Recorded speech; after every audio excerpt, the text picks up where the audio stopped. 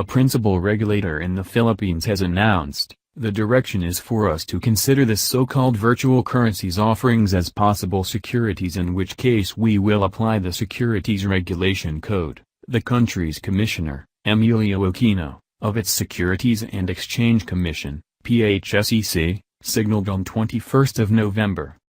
Movement towards proper legalization comes after much consideration and monitoring, along with consultation with its central bank.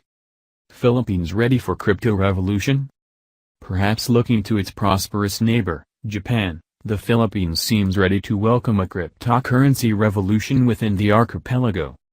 Agricultural firm Calata Corporation was recently stripped from its formal stock exchange for improprieties, and has since taken the latest craze in public fundraising, the initial coin offering, ICO, hoping to market cow coins. ICOs are enjoying massive growth, nearing upon $4 billion this year. It appears Philippine regulators are aware. Commissioner Aquino continued, this initial coin offering, depending on, as said, the facts and circumstances in which the offering is made, especially in raising capital, may be considered as securities, in which case they cannot just be offered without registering with SEC.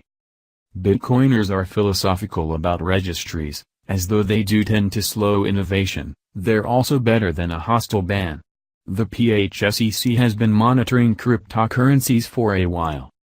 We have seen, particularly in the social media sites, that there are offers of initial coin offerings, most popular of which, of course, are Bitcoins and Ethereum, but there are new ones which may be considered as securities, the commissioner added. That's the direction we're taking, basing on the present regulations passed by the US SEC, our other counterparts in Malaysia, Hong Kong, and Thailand. Bangko Sentral ng Pilipinas, BSP, open-minded. The PhSEC commissioner explained conversations with its central bank, BSP, were also being had in earnest. There are at least 5 or 6 companies which have already been registered and endorsed by the BSP, but these are limited, only, to money services businesses to address remittances being done by OFWs, overseas Filipino workers, to bring down the cost, Commissioner Aquino said. BSP Governor Nestor Espinilla Jr. suggested they have an open-minded approach to fintech, financial technology. This means that we take a very active role in ensuring that our policies provide opportunities for innovation. Today, there are 2 virtual currency exchangers registered with the BSP and several more are under evaluation, the central banker emphasized. At year's start, BSP issued regulations for exchanges which included anti-money laundering provisions. The effort then, as now, was to keep the country liquid with regard to remittances. Increasingly, more people in countries with tighter capital controls are using Bitcoin, for example, as a way to send money home.